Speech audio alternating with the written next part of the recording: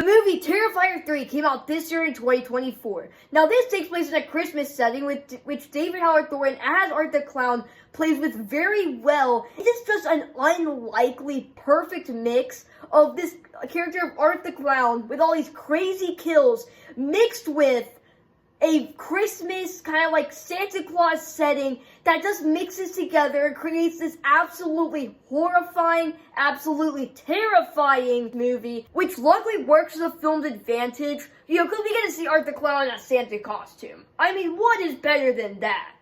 But not only is Art the Clown great, Sienna and Jonathan are in this film again as our final characters from the last film, and they are perfect. We see them kind of going through a different phase of their character, that they're taking time to build on and giving a lot of screen time to these characters, so it really fleshes them out in this world. It makes you really care about them. Which you do, because they're very interesting and well-written characters that are not just there so you can see Art kill them. You actually grow a connection and care about these characters. Even characters that aren't on screen very long, like the Santa Claus that Art the Clown thinks is the real Santa Claus in the bar and later kills him. You actually feel bad for this guy because you grow a connection with this character. And also, I just want to talk about this scene because it is absolutely phenomenal. It's one of my most favorite scenes in the movie. Because Art the Clown kind of goes down to this bar. And because he sees Santa Claus, and he's like, this is the real Santa Claus. And he's so excited. And the guy is playing along with it, kind of, because he's in the Christmas spirit. So he's kind of playing along with it. He's being nice. But then, Art the Clown pulls out this Mr. Freeze, all looking like liquid nitrogen gun that freaking turns stuff into ice. It's something that you think you would basically see Mr. Freeze holding in like the 1960s TV series, if that makes sense. And he uses it on this guy, and then takes his beard, and like, that's how he gets a Santa Claus costume. And it is absolutely insane. And it is a sequence that works so well because David Howard Thornton's performance as Art the Clown and his mannerisms and his kind of like mime, silent comedy mixed with these horrifying kills work so well together and make a perfect blend that it just makes the whole film really, really enjoyable. This director knows what he's doing when he says he is making a horror movie.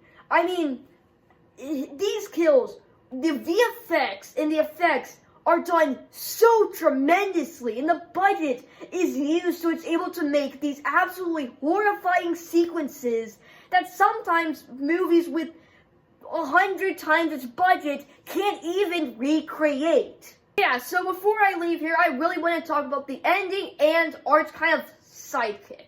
Because they do end up bringing back the final girl from the first film, and she's kind of Art's sidekick. Well, not really, because she's in like the first part of the film.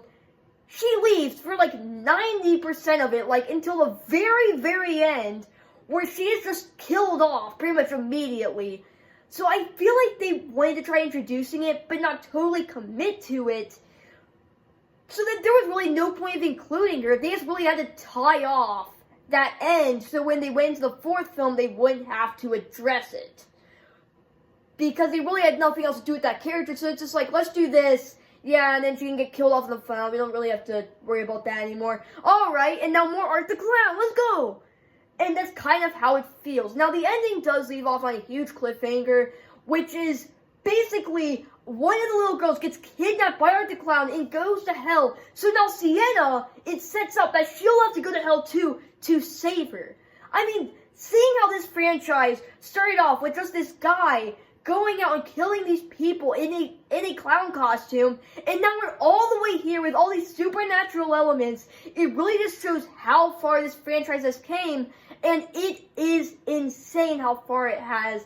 And one more thing, Art the Clown with the Christmas setting is perfect. Like, the opening scene really sets the tone for this movie. It really sets the tone, because you have Art's kind of mannerisms and goofiness kind of playing off this Santa Claus tone as he's taking out this family who really thinks it's Santa Claus, or at least the kids do.